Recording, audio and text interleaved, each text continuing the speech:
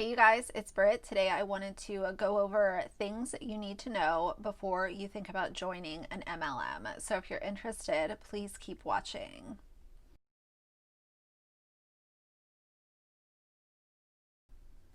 Okay guys, so I wanted to encapsulate my top concerns about MLMs, why I am anti-MLM, why I don't support MLMs. I wanted to create a video of these are sort of the top concerns. This is what you need to know in a quick, concise video. I do have other videos I'll link down below if you guys want to hear my thoughts on Young Living, Arbonne. I do have a playlist, so I'll link that down below, of the videos that I've done to date on MLMs. Those are more specific. I wanted a video to just give you guys a snapshot of, okay, these are the major concerns. This is not going to be a super detailed video, but if someone is thinking about joining an MLM, maybe this could be a reference video for someone to say, okay, these are things that I need to look into a little further. If one of these things on my list pops out to you, then maybe that could be a topic that you could do your homework on if it's a red flag for you. I think most of these are going to be red flags for just about anyone who listens to this video. For anyone who doesn't know, MLM stands for multi-level marketing company. Some examples of the more popular ones would be Monat, Arbonne, Beachbody, Young Living, doTERRA, LuLaRoe is another one. There are a handful that you hear a lot about. I believe Sensi is also an MLM. I'm 99% sure on that. I haven't done a whole lot of research into Sensi. That video will be coming. If you are approached by someone and they say they have a great business opportunity for you to be a boss babe or a boss boy, whatever they call guys, I don't know, run for the hills, first of all. Second of all, be okay with all the things on this list. The first thing is you have to be okay with losing a lot of money. Joining an MLM is not even like gambling. It's much worse, in fact, because the chances of you making any more than what you put into it are less than 1%. So more than 96% of people who join an MLM are not going to make more than $3 for that year. Let that sink in. If you join an MLM, there is more than a 96% chance that you are not going to make more than $3.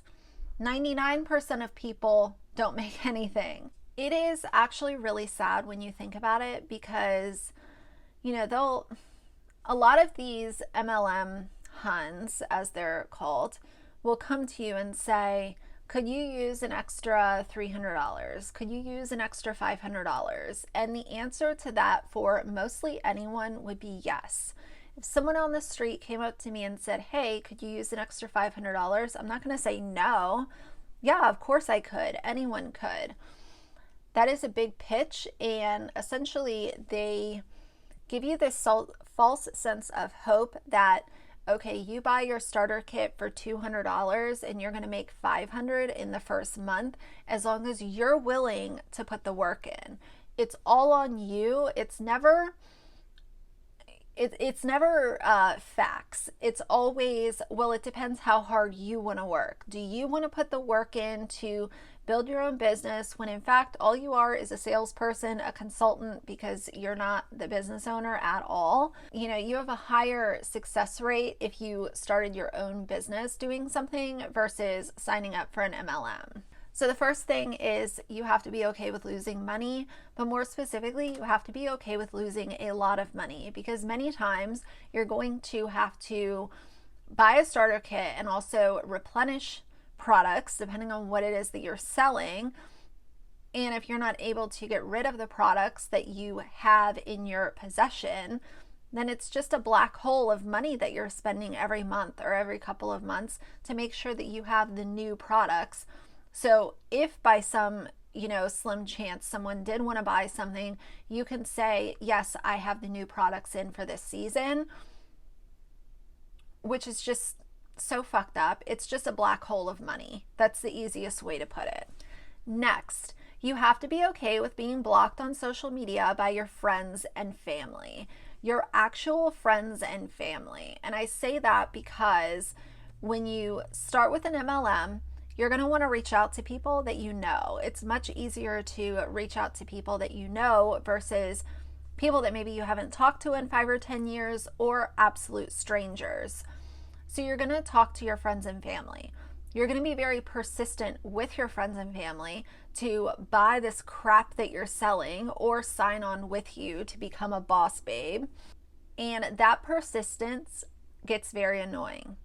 I would be very annoyed. I don't care if it's my sister, my mom, my aunt.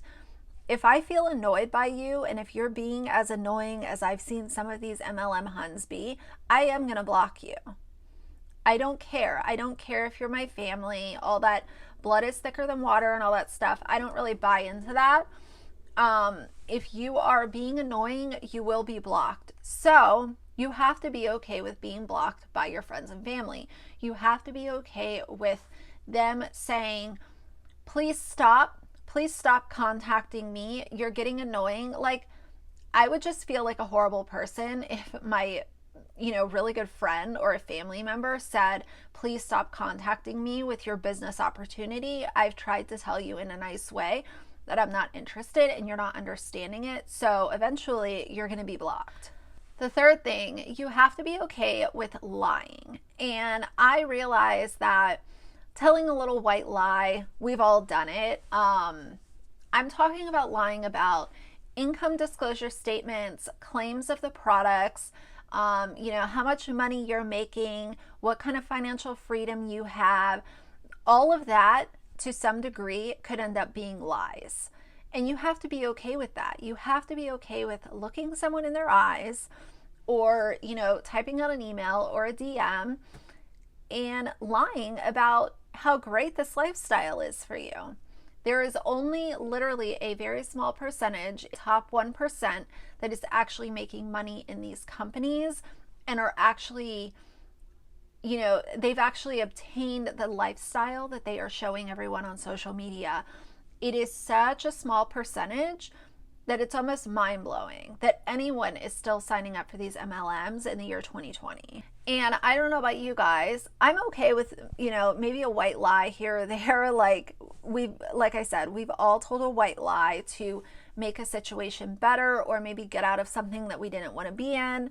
However, consistently lying to people who you want to trick into joining your business or buying these shit products that you're selling, that would get very old and very mundane for me, and I would just feel like a horrible person. If by some chance you actually sell these products that you're, boasting about online, you have to also be okay with filing the 1099 and having some money in savings to cover taxes. Because if you do make over $600, then you're going to have to file that 1099 and you're going to be taxed 20 to 30% on the income that you've made.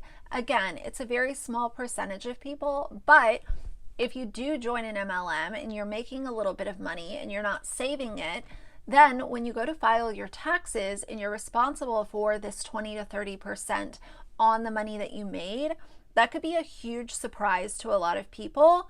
And if their upline isn't informing them on how to prepare to file taxes now that you're, a contractor, you're a boss babe, you're whatever they want to call you, that could leave someone in a really that predicament if they're not financially prepared to pay those taxes on that little bit of money that they made. Again, it's a very small percentage of people who actually would meet that threshold and make any money, but I don't think that that's something that is, really taught by uplines for people on their downline to be prepared to file that 1099 and make sure that you're putting some money aside so that you're ready to pay your taxes on the money that you've made. Number 5, be okay with working around the clock, sending DMs at all hours of the night, and literally working all of the time.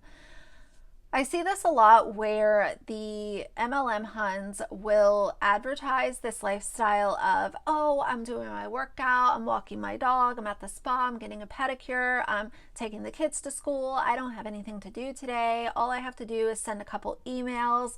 No, it's not like that. If you guys have listened to any of these Beachbody conference calls that are all over YouTube now, and it's not just Beachbody, but those are a couple that I have listened to as of lately.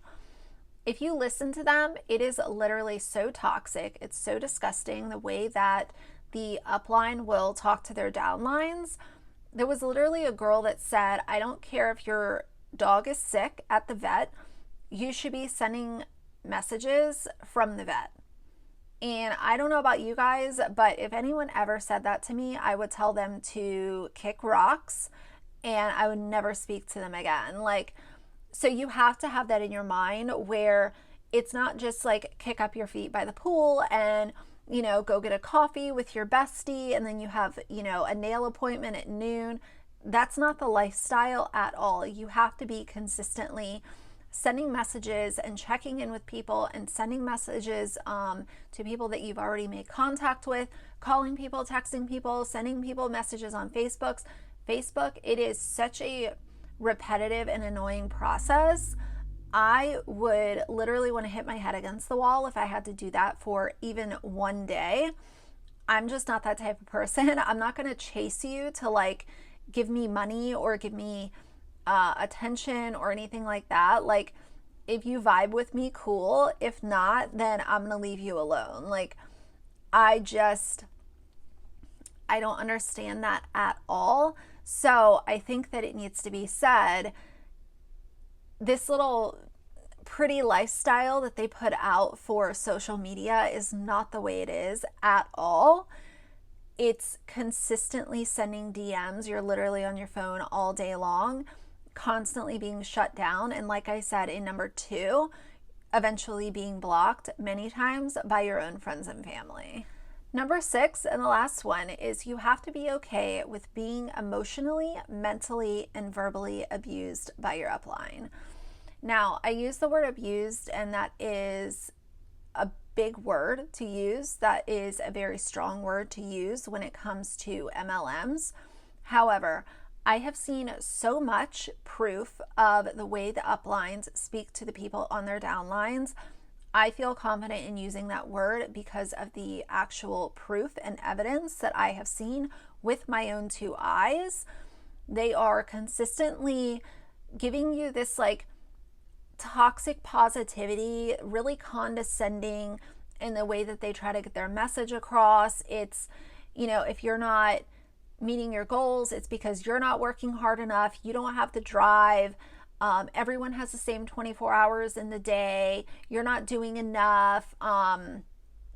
You know, and at the end of the day, they have to realize that maybe nobody wants to buy the shit that we're selling.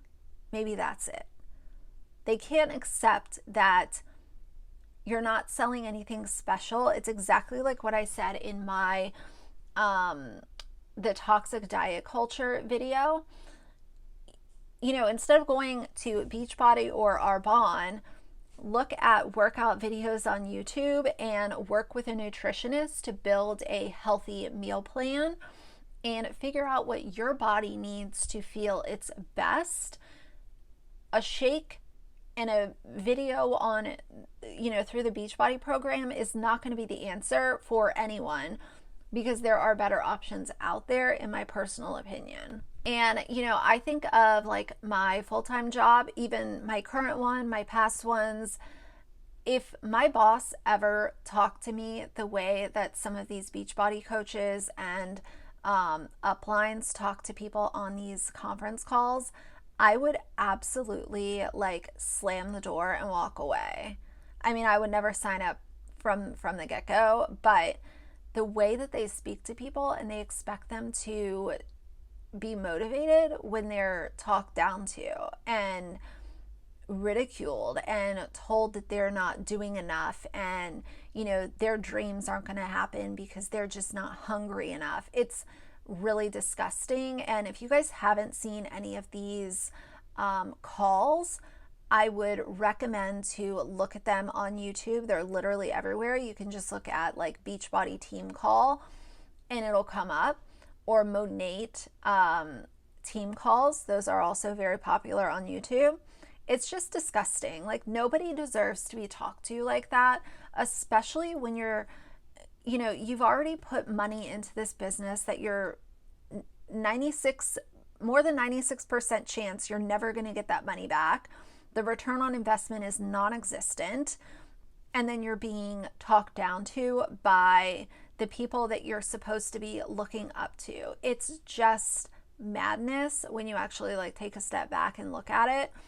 I feel bad for anyone who gets into an MLM and doesn't, you know, have an escape plan, or is just thinking that they have to stay because it's, oh, well, it's my sister that got me in, or it's my best friend from college that signed me up. Like, no, like, fuck that. If you're literally not being respected and you're not making the money that you put into it, like, run for the hills. Like, there are so many other better opportunities than to join an MLM. So anyway, guys, I hope this video was helpful. Like I said, I wanted it to kind of be like a to the point, like, what are the main concerns when it comes to MLMs and getting involved in them. I hope that this was helpful. If it was, please leave a like and a comment. And if you'd like to see more from me in the future, please subscribe. I'll see you guys soon. Bye.